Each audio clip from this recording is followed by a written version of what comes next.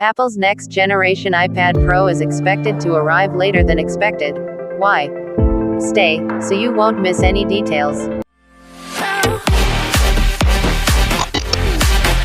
Welcome to Brain Friz. For today's knowledge, we will talk about news about Apple's next generation iPad Pro that released in April 12 of year 2021. Due to a supply chain problem, Apple's next generation iPad Pro is expected to arrive later than expected. Bloomberg confirmed on Sunday, citing sources familiar with the situation, that the rumored 12.9-inch iPad Pro models with MiniLED technology could be in short supply due to manufacturing problems with Apple's overseas suppliers.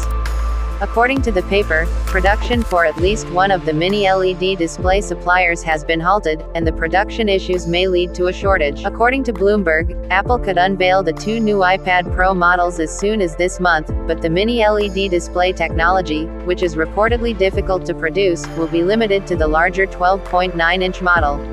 Despite the production problems, the company is currently planning to release the two new Pro models as planned.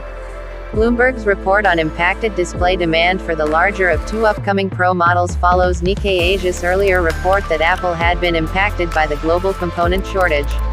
Some Apple iPads were affected by display production problems, while some MacBooks were affected by chip shortages, according to the article. According to Bloomberg, Apple could release two new iPad Pro models as soon as this month, with 11-inch and 12.9-inch form factors that are identical to the current Pro models.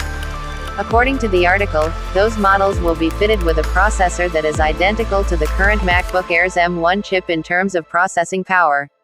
According to the article, Apple has put the latest Pro models through their paces. However, no plans for an April event have been made. And, as it did with the majority of its 2020 product lineup, which, heaven help us if that's the case with this year's lineup, Apple might push announcements back or, instead, host multiple micro events with or without the iPad.